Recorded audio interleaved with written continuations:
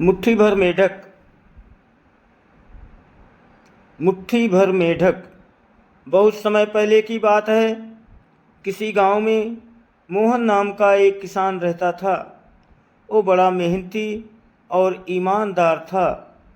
अपने अच्छे व्यवहार के कारण दूर दूर तक उसे लोग जानते थे और उसकी प्रशंसा करते थे।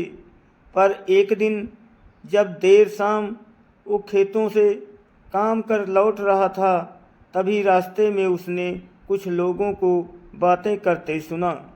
वे उसी के बारे में बात कर रहे थे।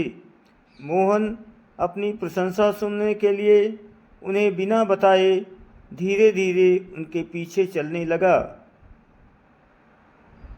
पर उसने उनकी बात सुनी तो पाया कि वे उसकी बुराई कर रहे थे। कोई कह रहा था कि मोहन घमंडी है, तो कोई कह रहा था कि सब जानते हैं वो अच्छा होने का दिखावा करता है। मोहन ने इससे पहले सिर्फ अपनी प्रशंसा ही सुनी थी, पर इस घटना का उसके दिमाग पर बहुत बुरा असर पड़ा और अब वो जब भी कुछ लोगों को बातें करते देखता तो उसे लगता वे उसकी बुराई कर रहे हैं। यहाँ तक कि अगर कोई उसकी तारीफ भी करता तो भी उसे लगता कि उसका मजाक उड़ाया जा रहा है। धीरे धीरे सभी ये महसूस करने लगे कि मोहन बदल गया है और उसकी पत्नी भी अपने पति के व्यवहार में आए बदलाव से दुखी रहने लगी। और एक दिन उसने पूछा, आजकल आप इतने परेशान क्यों रहते हो? कृपया मुझे इसका कारण बताइए। मोहन ने उदास होते हुए उस दिन की बात बता दी। पत्नी को भी समझ नहीं आया कि क्या किया जाए, पर तभी उसे ध्यान आया कि पास के ही गांव में एक सिद्ध महात्मा आए हुए हैं। और वो बोली, स्वामी, मुझे पता चला है कि पड़ोस के गांव में एक पहुँचे हुए संत आए हैं। चलिए हम उनसे कोई समाधान पूछते हैं। अगले दिन वे महात्मा जी के शिविर में पहुँचे। मोहन ने सारी घटना बताई और बोला, महाराज, उस दिन के बाद से सभी मेरी बुराई और झूठी प्रशंसा भी करते हैं। कृपया मुझे बताइए कि मैं वापस अपनी साख कैसे बना सकूंगा। महात्मा मोहन की समस्या समझ चुके थे। पुत्र, तुम अपनी पत्नी को घर छोड़ आओ और आज रात मेरे शिविर में ठहरो।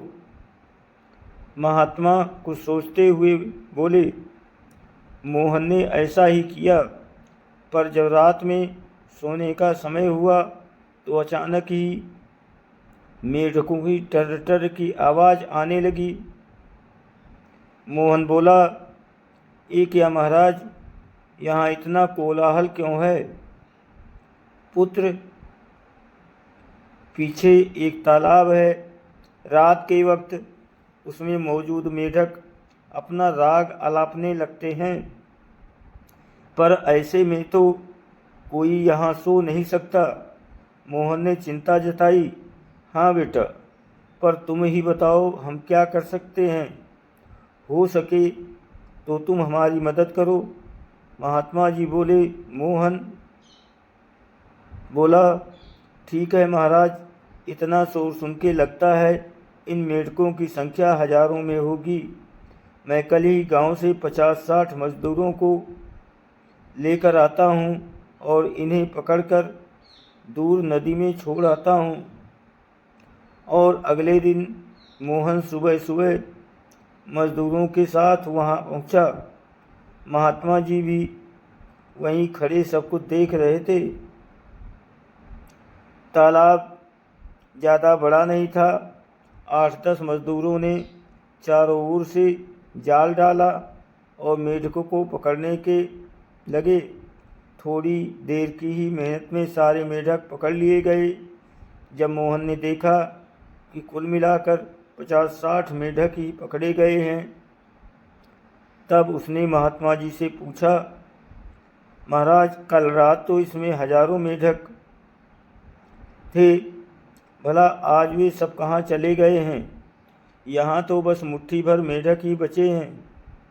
महात्मा जी गंभीर होते हुए बोले, कोई मेढक कहीं नहीं गया। तुमने कल इन्हीं मेढकों की आवाज़ सुनी थी। ये मुट्ठी भर मेढक ही इतना शोर कर रहे थे कि तुम्हें लगा हजारों मेढक टर टर कर रहे हैं। पुत्र, इसी प्रकार जब तुमने कुछ लोगों को अपनी बुराई करते सुना तो भी तुम यही गलती कर बैठे। तुम्हें लगा कि हर कोई तुम्हारी बुराई करता है, पर सच्चाई ये है कि बुराई करने वाले लोग मुट्ठी भर मेढक के समान ही हैं। इसलिए अगली बार किसी को अपनी बुराई करते सुनना तो इतना याद रखना कि हो सकता है ये कुछ ही लोग हों जो ऐसा कर रहे हों, और इस बात को भी समझना कि भले ही तुम कितने ही अच्छे क्यों न हो, ऐसे कुछ लोग होंगे जो तुम्हारी बुराई करेंगे। अब मोहन को अपनी गलती का एहसास हो चुका था। वो पुनः पुराना वाला मोहन बन चुका था। फ्रेंड्स, मोहन की तरह हमें भी कुछ लोगों के व्यवहार को हर किसी का व्यवहार नहीं समझना चाहिए और पॉजिटिव फॉर्म ऑफ माइंड से अपनी ज़िंदगी जीनी चाहिए।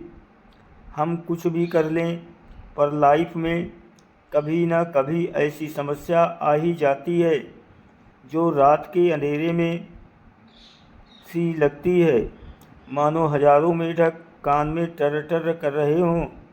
पर जब दिन के उजाले में हम उसका समाधान करने का प्रयास करते हैं तो वही समस्या छोटी लगने लगती है। इसलिए हमें ऐसी सिचुएशंस में घबराने के बजाय उसका सलूशन खोजने का प्रयास करना चाहिए और कभी मुट्ठी भर मेढकों से घबराना नहीं चाहिए। दोस्तों, वीडियो को लाइक और सब्सक्राइब ज़रूर करें, आपकी बहुत मेहरबानी होगी। प्लीज़ लाइक सब्सक्राइब कर दीजिए। धन्यवाद।